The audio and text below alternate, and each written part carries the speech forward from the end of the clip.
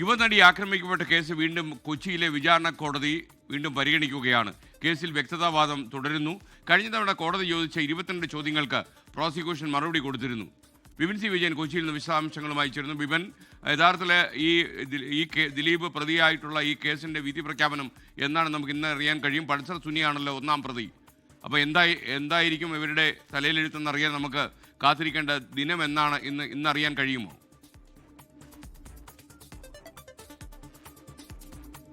അതേ SKN, കേരളം തന്നെ ഞെട്ടിത്തരിച്ചു നിന്ന ഒരു കേസ്, ബലാത്സംഗത്തിന്റെ ഒരു കൊട്ടേഷൻ. അതിൽ കേരളത്തിലെ ഒരു പ്രധാനപ്പെട്ട നടൻ അതിൽ പ്രതിയായി വരുന്നു. 8ാം പ്രതിയായി ദിലീപ് എത്തുന്നു. കേരളത്തിലെ ഒരു പ്രധാനപ്പെട്ട നടി ഇതിൽ ഇത്തരത്തിൽ ഒരു ഇരയായി മാറുന്നു എന്നുള്ളതായിരുന്നു ഈ കേസിന്റെ ഒരു സ്വഭാവമുള്ളത്. അതിനുശേഷം ഇപ്പോൾ വർഷങ്ങളായി നീണ്ടുനിന്ന ഒരു കോടതി വ്യവഹാരങ്ങളാണ് നടന്നത്. 7.5 വർഷത്തെ വിചാരണ കാലമായിരുന്നു.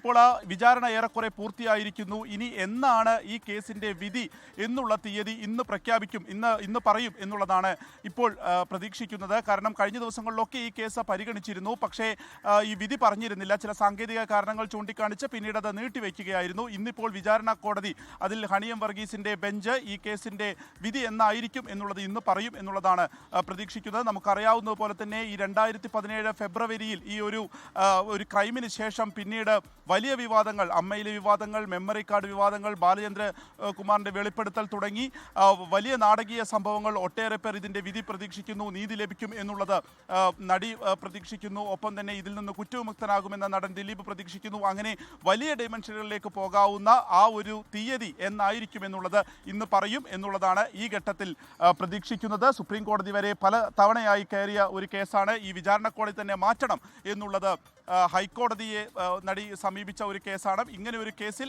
എന്നായിരിക്കും വിധി എന്നുള്ളത് ഇന്നറിയാം. SKN, ലോകത്തെവിടെയായാലും ഏത് സമയത്തും 24 വാർത്തകളും ഓഗ്മെന്റഡ് റിയാലിറ്റി പാക്കേജുകളും എക്സ്പ്ലെയിനറുകളും വിശദമായി കാണാൻ ഞങ്ങളുടെ യൂട്യൂബ് ചാനൽ നിങ്ങൾക്ക് സബ്സ്ക്രൈബ് ചെയ്യാം.